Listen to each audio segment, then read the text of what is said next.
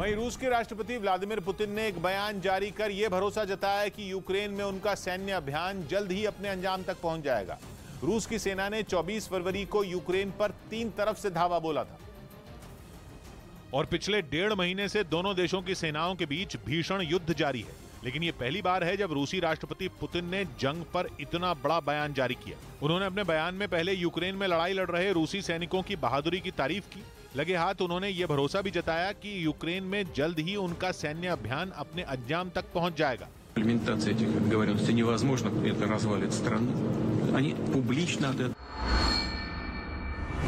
और रूसी राष्ट्रपति पुतिन का यह बयान इसलिए भी अहम हो जाता है क्योंकि एक रोज पहले ही उनके सबसे भरोसेमंद और चेचन कमांडर रमजान कादिरोव ने भी यूक्रेन को एक डराने वाली चेतावनी दी थी और उन्होंने यह ऐलान किया था कि जल्द ही कीव पर रूस की सेना का कब्जा होगा। यूक्रेन को धमकी देने के लिए रमजान कादिरोव ने बाकायदा एक वीडियो भी जारी किया था जिसमें उन्होंने ये तक कह दिया कि रूसी सेना के साथ मिलकर चेचन लड़ाके यूक्रेन के अलग अलग शहरों पर पूरी ताकत से हमला करेंगे। सिर्फ शहर ही नहीं बल्कि गांवों को भी निशाना बनाया जाएगा। मतलब ये कि आने वाले दिनों में यूक्रेन में और खून खराबा होगा।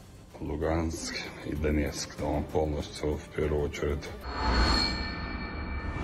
वहीं रूस ने क्रूज मिसाइल से हमले कर यूक्रेन के एक सैन्य ठिकाने को तबाह करने का दावा किया। इसका एक वीडियो भी उसकी तरफ से जारी किया गया जिसमें रात के अंधेरे में युद्धपोत से कुछ मिसाइलें उड़ती दिखी।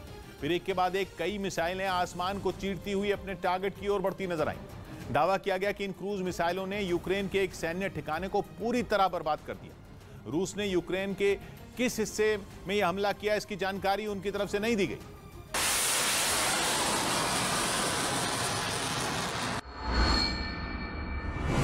उधर यूक्रेन ने अपने घर में घुसी रूस की सेना पर एक इलाके में एंटी टैंक मिसाइल से हमला बोल दिया। जिस next generation light anti tank weapon से रूस की बख्तरबंद गाड़ी पर निशाना साधा गया वो इस तरह की गाड़ियों पर ऊपर से सीधे मार करने की क्षमता रखती है, जिसका फायदा यूक्रेन ने उठाया और यूके से मिली इस एंटी टैंक मिसाइल से दुश्मन को टारगेट पर ले लिया। जो वीडियो सामने आया उसमें रूस की एक बख्तरबंद गाड़ी दूर खड़ी दिखी जिस पर यूक्रेन की सेना ने मिसाइल से हमला कर दिया, जिसके बाद रूस की वो गाड़ी आग की लपटों से घिरी दिखी। लपटों के साथ वहां भारी मात्रा में धुआं उठता दिखाई दिया और वो गाड़ी इस हमले में पूरी तरह तबाह हो गई। इसके बाद यह कहा जा रहा है कि रूसी राष्ट्रपति व्लादिमीर पुतिन कभी भी फिनलैंड पर हमले का आदेश दे सकते हैं। यही नहीं, उन्होंने फिनलैंड को सबक सिखाने के लिए मिसाइल सिस्टम के साथ भारी संख्या में सैनिकों को सीमा की तरफ रवाना भी कर दिया। मतलब यह कि आने वाले दिनों में रूस फिनलैंड पर भी हमला बोल सकता है। सबूत के तौर पर एक वीडियो भी सामने आया जिसमें रूसी सेना के ट्रकों का एक काफिला फिनलैंड सीमा की तरफ बढ़ता दिखा। सड़क पर एक के पीछे एक कई ट्रक लाइन से जाते नजर आए। ट्रकों के इस काफिले की वजह से सड़क पर जैम जैसे हालात बन गए। जंग की यह नौबत इसलिए आई क्योंकि रूस फिनलैंड और स्वीडन को लगातार चेतावनी दे रहा था कि अगर उन्होंने नेटो की सदस्यता ली तो अंजाम खतरनाक होगा। और लगातार रूस फिनलैंड और स्वीडन को चेतावनी देता रहा कि वो किसी भी सूरत में नेटो में शामिल न हो और वो उससे फासला बना ले। लेकिन दोनों देशों ने नेटो की सदस्यता लेने का अपना फैसला और पक्का कर लिया, जिसकी रूस को उम्मीद नहीं थी। फिनलैंड रूस की पश्चिमी सीमा पर है और इस वजह से दोनों देशों के बीच करीब 1300 किलोमीटर का लंबा बॉर्डर है। लेकिन अगर फिनलैंड नेटो का सदस्य बना तो इस सैन्य संगठन की फौज बिल्कुल रूस की सीमा पर तैनात हो जाएगी। जबकि स्वीडन से रूस का जमीनी बॉर्डर तो नहीं लगता लेकिन समुद्री सीमा जरूर जुड़ती है। स्वीडन और फिनलैंड दोनों पड़ोसी देश हैं जो रूस के पश्चिमी छोर पर हैं। दोनों ही देश पिछले कुछ महीनों में नेटो की तरफ झुकते हुए दिखे हैं और इसी सर्वे के आधार पर फिनलैंड और स्वीडन ने भी दावा कर दिया कि वो नेटो की सदस्यता हासिल करेंगे। जबकि रूस लगातार दोनों देशों को यह बताने की कोशिश करता रहा कि उनके इस फैसले का अंजाम बेहद खतरनाक होगा, जिसका फिनलैंड और स्वीडन को पहले ही आभास हो चुका था। लेकिन जब रूस ने फिनलैंड की सीमा पर अपने सैनिक भेजे तो यह बात साफ हो गई कि देर सवेर एक और जंग छिड़ सकती है, जिसे देखते हुए फिनलैंड ने करीब 2000 सर्वेलेंस ड्रोन खरीदने का फैसला लिया ताकि रूस के साथ जंग होने पर इनकी मदद से पुतिन की सेना को सबक सिखाया जा सके। यह भी तय है कि अगर जंग छिड़ी तो सीधा टकराव नेटो और रूस के बीच होगा, जो विश्व युद्ध से कम नहीं होगा। इसीलिए फिनलैंड में लंबे वक्त से जंग की तैयारियां भी चल रही हैं। अब तो यूक्रेन की जंग भी फिनलैंड के सामने एक मिसाल के तौर पर मौजूद है। दावा यह है कि फिनलैंड पिछले कुछ महीनों में बंकर बनाने के काम पर तेजी से लगा हुआ है। वहां पर करीब 50,000 बंकर बनाए जा चुके हैं। कोशिश ये है कि अगर जंग की नौबत आई तो फिनलैंड के आम लोगों की जान बचाई जा सके। हर बंकर काफी बड़ा है, इतना बड़ा कि एक बंकर में करीब 100 लोग आसानी से रह सकते हैं। ऐसे बहुत सारे बंकर दूसरे विश्व युद्ध के वक्त यूरोप के लगभग सभी देशों में बनाए गए थे। मतलब यह है कि फिनलैंड के 50,000 बंकरों में 50 लाख लोगों को ठहराया जा सकता है, जो फिनलैंड जैसे देश के हिसाब से काफी बड़ी संख्या है। फिनलैंड की कुल जनसंख्या ही करीब 55 लाख के करीब है और उसकी इस तैयारी का मतलब यह है कि वो रूस से टकराने के लिए पूरी तैयारी कर रहा है। उधर यूक्रेन में जारी जंग के बीच रूस के राष्ट्रपति व्लादिमीर पुतिन ने अंतरिक्ष में नया मोर्चा खोलने का ऐलान कर दिया, जिसके लिए वो यूक्रेन के खिलाफ युद्ध शुरू होने के बाद पहली बार मॉस्को से बाहर किसी आधिकारिक दौरे पर निकले। और रूस के पूर्वी किनारे पर बस्तोचनी में बने स्पेस सेंटर पर पहुंचकर उन्होंने अंतरिक्ष अभियान की तैयारियों को परखा। इस दौरान बेलारूस के राष्ट्रपति लुकाशेंको भी उनके साथ नजर आए, जिनके साथ पुतिन ने आने वाले अंतरिक्ष अभियानों पर अहम बैठक की और कोल्ड वॉर का हवाला देते हुए साफ कर दिया कि कोई भी प्रतिबंध रूस के अंतरिक्ष अभियान को नहीं रोक सकता।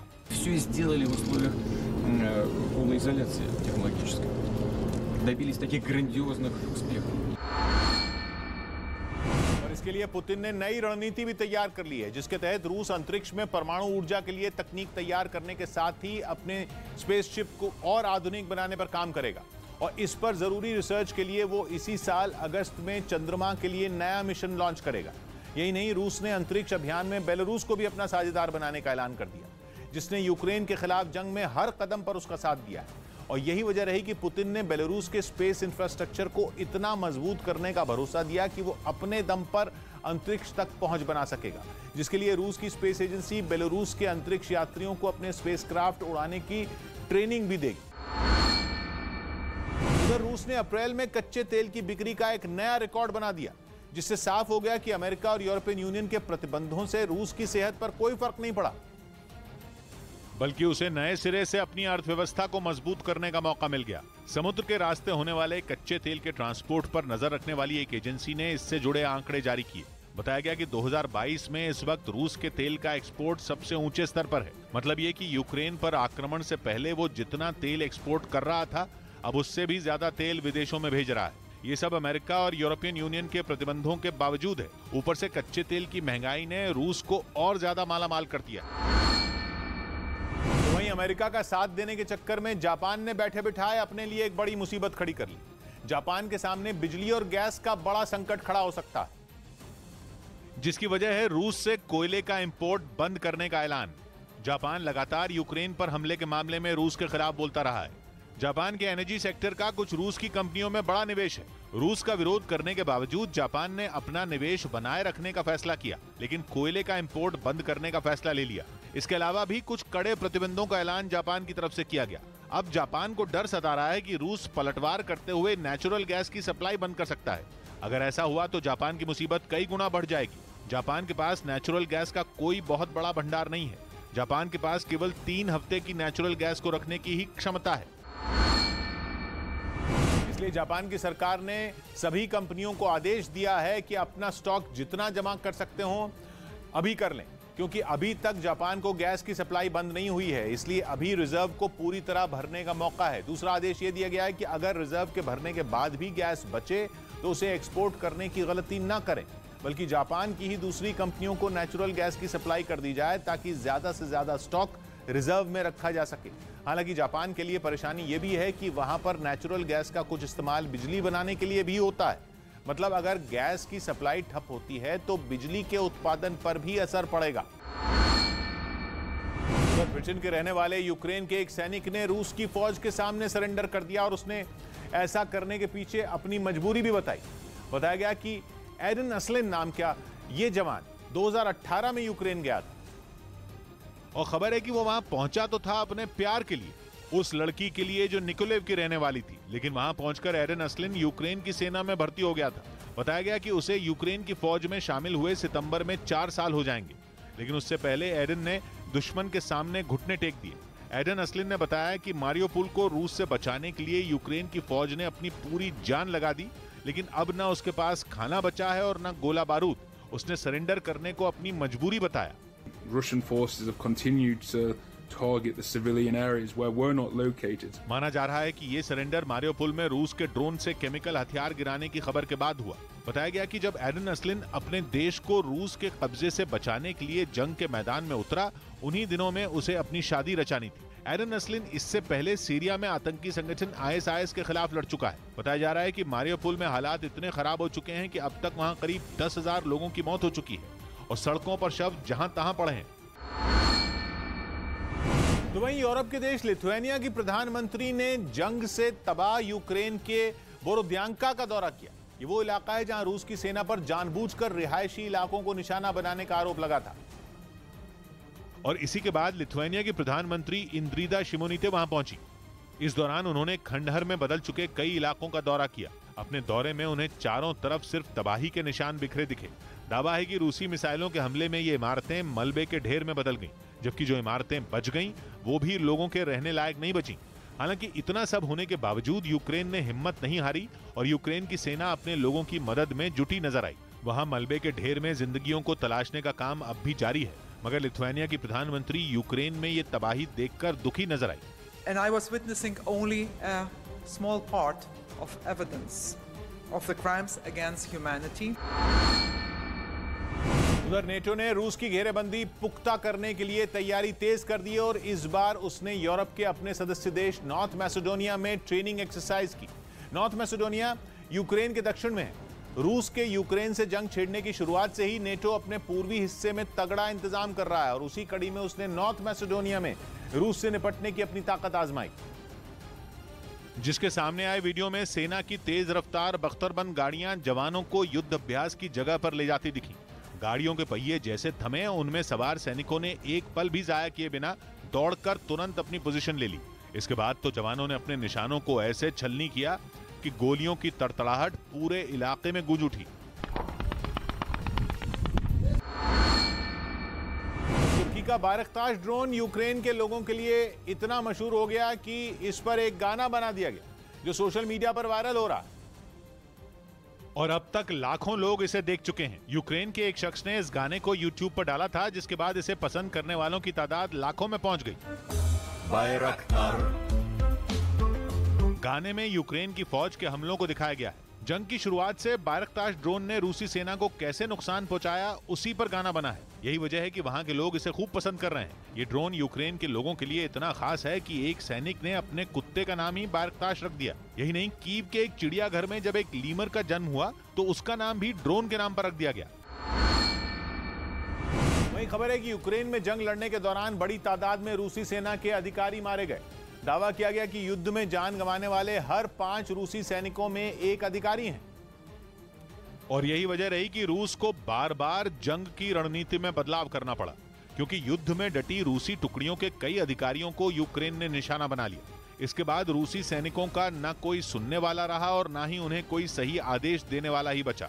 नौबत यहां तक आ गई कि कई दिनों तक राजधानी कीव को घेरे रखने के बाद भी रूसी सेना को पीछे हटना पड़ गया, जिसकी बड़ी वजह बताई गई रूसी सेना में अधिकारियों की भारी कमी। पुतिन की सबसे बड़ी प्रॉब्लम यह है कि एक तरफ जहां युद्ध लंबा खिंचता चला जा रहा है, वहीं दूसरी तरफ उनके एक एक करके टॉप कमांडर इस युद्ध में मारे जा चुके हैं।